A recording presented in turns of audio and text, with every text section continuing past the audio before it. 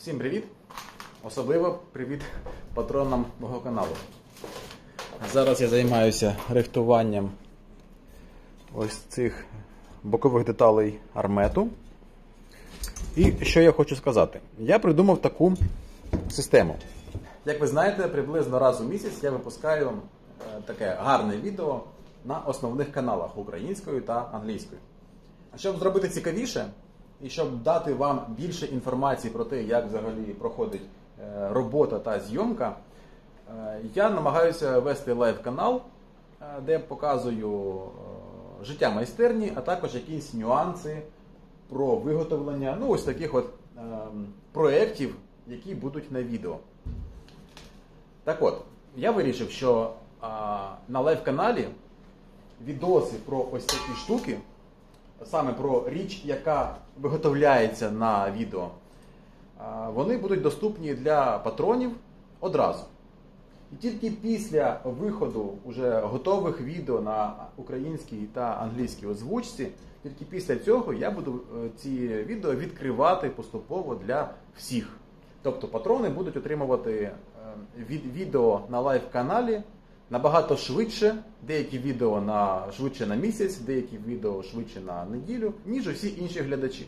Так, на лайв-каналі будуть виходити деякі відео, що стосуються, наприклад, огляд англійського колеса.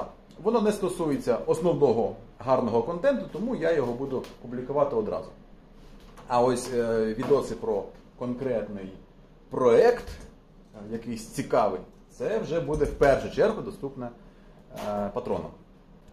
Друга моя ідея полягає у тому, що я розбираюся з роботою, тобто насправді ось ця штука це у мене замовлення. І роблю я його тільки тому, що клієнт хоче саме такий шолом. Так от, я вже довго йду до того стану, коли я звільню себе, звільню свій час для того, щоб робити те, що цікаво. Наприклад, як там шолом Ерідіна або пальчатка Ерідіна. І у мене є штук 5 ідей того, що я хочу зробити. Прям я хочу зробити. Зазвичай чомусь такі відео, от коли я зробив те, що я хочу, вони реально чомусь цікавіші і взагалі люди краще це дивляться. Не знаю, з чим це пов'язане, але статистика така зараз. І патрони мого каналу зможуть обирати, який саме проєкт з моїх представлених вони хочуть, щоб я зробив найперше. Серед цих проєктів, наприклад, шолом Урукхая, наприклад, шолом з Варкрафту піхотинця, такий, знаєте, самий впізнаваний. Що б я ще хотів зробити? Шолом Гондорця мені подобається, ось 3. Ельфійський якийсь шолом, я теж збираю постійно дизайни, що би я хотів зробити. Я пропишу на Патреоні, накидаю ці дизайни, і патрони зможуть обирати, що я буду робити на відео. Але це буде після того, як я розгребусь з роботами всякими. Я думаю, що мені ще 2-3 проєкти, таких, які треба просто по замовленню зробити, і тоді я вже буду вільний і робити дійсно цікаві речі. Повертаюся я до наших деталей. На відео все буде змонтоване так, ніби це все легко робиться і дуже швидко. Насправді ж, суть у чому? У мене ось це не порихтоване ще. Це було не порихтовано і дуже гарно прилягало сюди. Але зараз є проблема. Бачите, після рихтовки ось така проблема вилазить. Потім ось тут воно нормально не стикується. А треба, щоб усі краї лягали ідеально. І це дуже важко зробити, бо під час рихтовки, як я вже багато разів казав у відео, воно трохи крутить. Ось, наприклад, друга деталь ще не порихтована. І вона ляже сюди просто ідеально. Вона тут прямо як влита сюди встає, дивіться. І тут вона лежить. І тут вона лежить. Зараз мені ще важко тримати все разом, бо в руці камера і в руці деталь. Але воно прямо лягає. Але ось вона яка зараз. Бачите, така побита, не порихтована. закінчив працювати, вийшов на вулицю, а якось досить світло. Тому що ось такий місяць. І навіть якась зоря. Прикольно. Бо вчора виходив, нічого не видно було. Чи зараз теж не дуже видно. Так, порихтував я обидві детальки, накинув назад. І бачите, наскільки незамінні ось ці самозажимні кліщі. Дуже багато ними користуюсь. І, до речі, є поганої якості кліщі, а є гарної, довговитривалої якості. Наприклад, ось я користуюсь Top Tool. Далі є марка Stanley. Зараз. Stanley досить витривалі.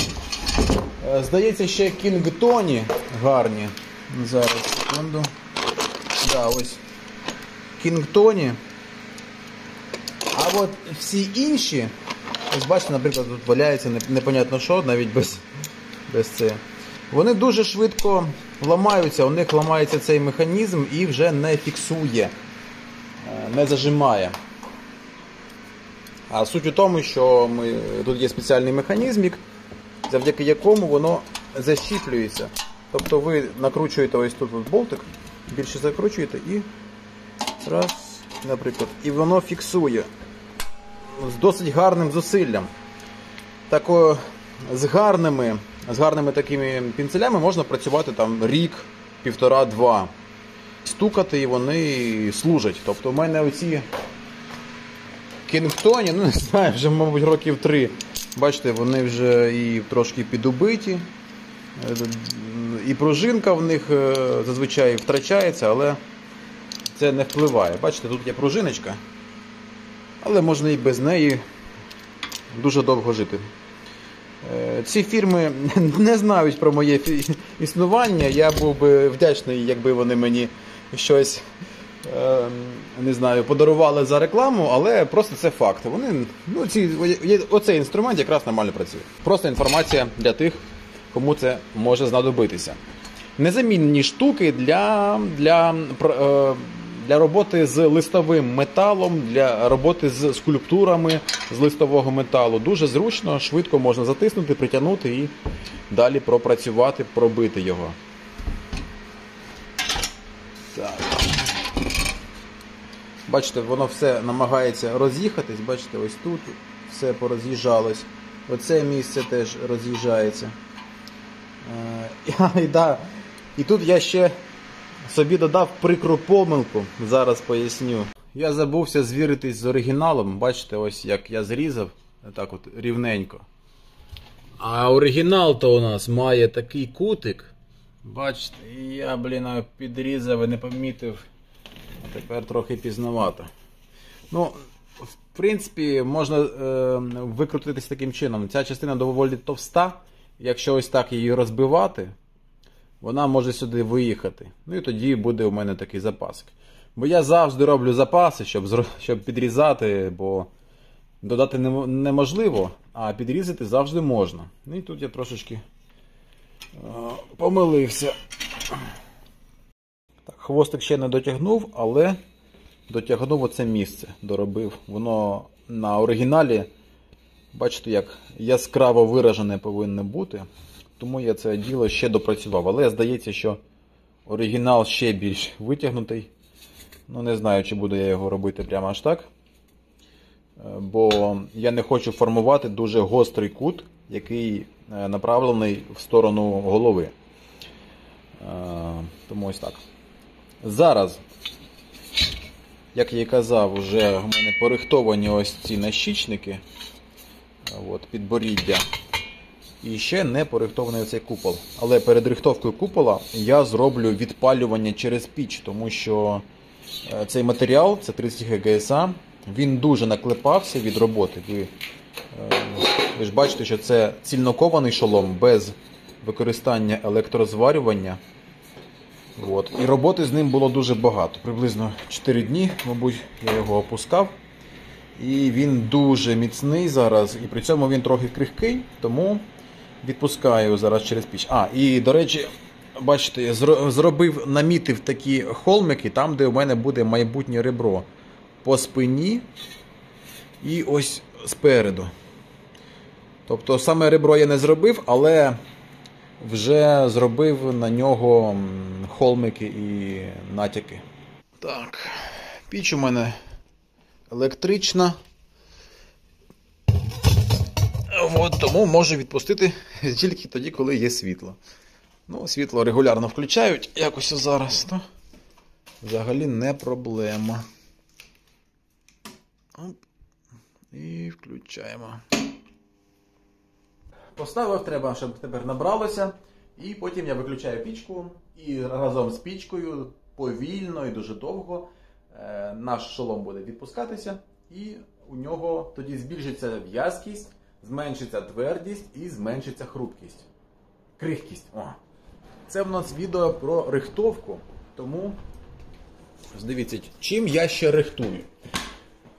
Іноді я рихтую не руками, а ось таким механізмом, який перероблений з звичайного відбійного молотка.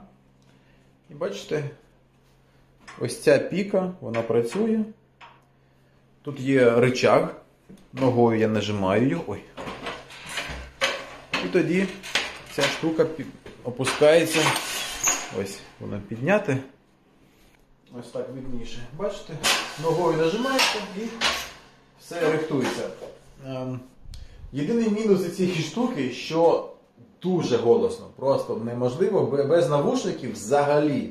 Взагалі мені боляче заходити в цю кімнатку, коли я без навушників і коли це включене, воно працює.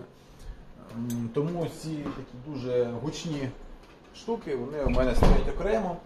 Якщо рихтую не я, то мені від цього не так боляче.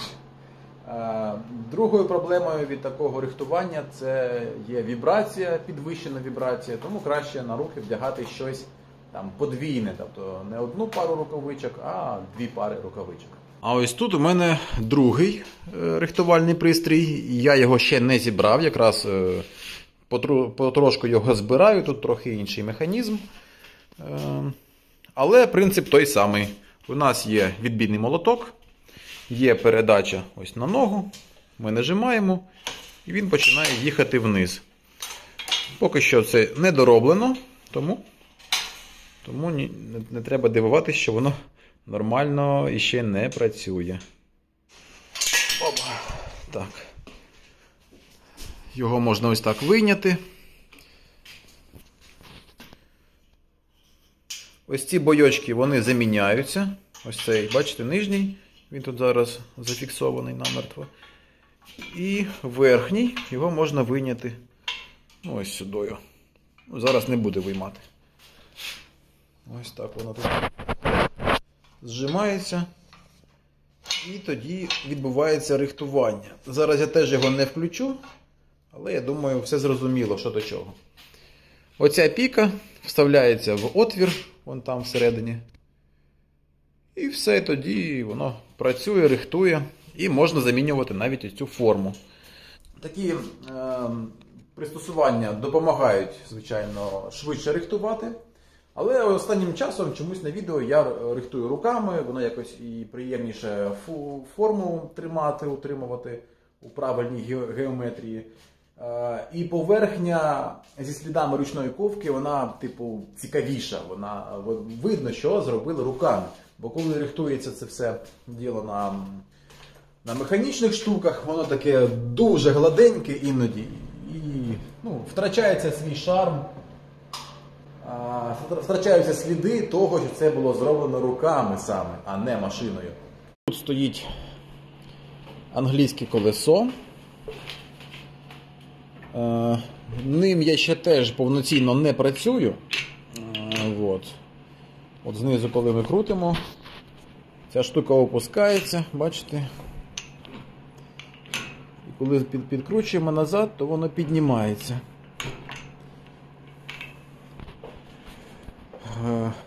Потім вже зроблю огляд на це діло. Поки що ним я теж не працюю. Бачите, він у мене навіть так висить. Чисто на стовп повісив, щоб просто трошки погратись, зрозуміти, чи воно працює, чи ні. Рихтування – це не зовсім легкий процес, насправді навіть складний. Тому що, по-перше, воно займає дуже багато часу. Наприклад, шолом порихтувати може займати 1,5 години руками. По-друге, при рихтуванню, як ви вже зрозуміли, ми втрачаємо форму. І треба вміти, по-перше, або не втратити, або знати, як повернути все назад і коли треба це робити. Бо коли я починав працювати, рихтовка мене, звісно, виморажувала, тому що мені треба було потім все виправляти, і не завжди це вдавалося зробити коректно. Тому можна було зробити всю роботу, потім порихтувати і втратити все. От, і не змогти вернути все назад. Зараз у мене таких проблем немає, вже навчився. Тут у мене рихтовка руками, видна поверхня. Метал рихтується по-різному, коли він нагартований, набитий на горяче, і тоді, коли він, як, наприклад, в цьому місці, він ще свіжий, тобто не побитий. Свіжий лист, він дійсно м'яко йде і дуже легко рихтується, дуже легко видозмінює форму свою. А ось наклепані речі, ось якось тут, вони вже трошки з важкістю йдуть, але не питання. Все одно це все можна зробити. Рихтування я роблю, наприклад, і зверху деталі, і іноді і знизу деталі. Що треба, щоб рівненько все порихтувати? Бачите, у нас є вигін. Да?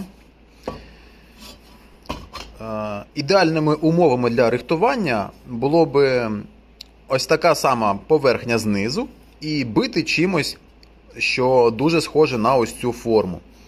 Але, розумієте, тут стільки різних радіусів, що запастися всіма приспособами просто неможливо. Тому треба виходити з того, що є. Але основний принцип такий.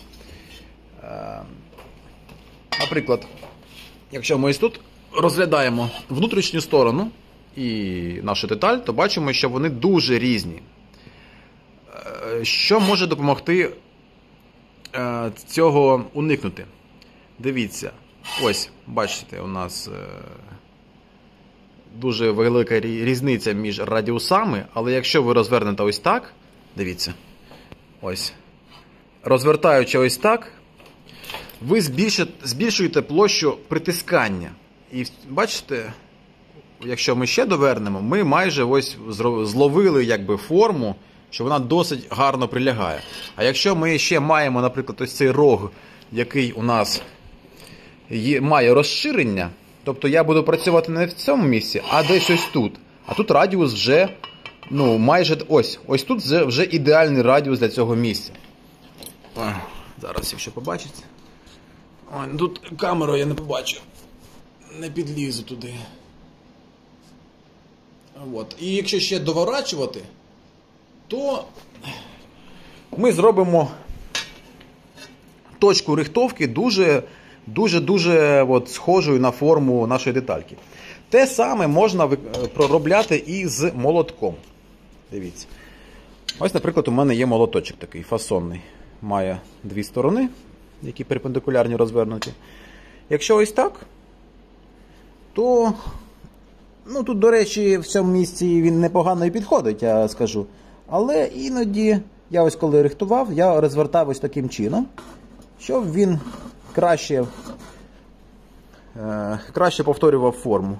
Ось так або ось так, наприклад. І тепер вийшло все досить гладенько. Така маленька хитрість вам тепер буде доступна. Ось така дуже важлива інформація, яка всім вам точно знадобиться. Тепер всі знають, як рихтувати. І взагалі цікаво, скільки людей дивиться мене і дійсно щось робить з металом.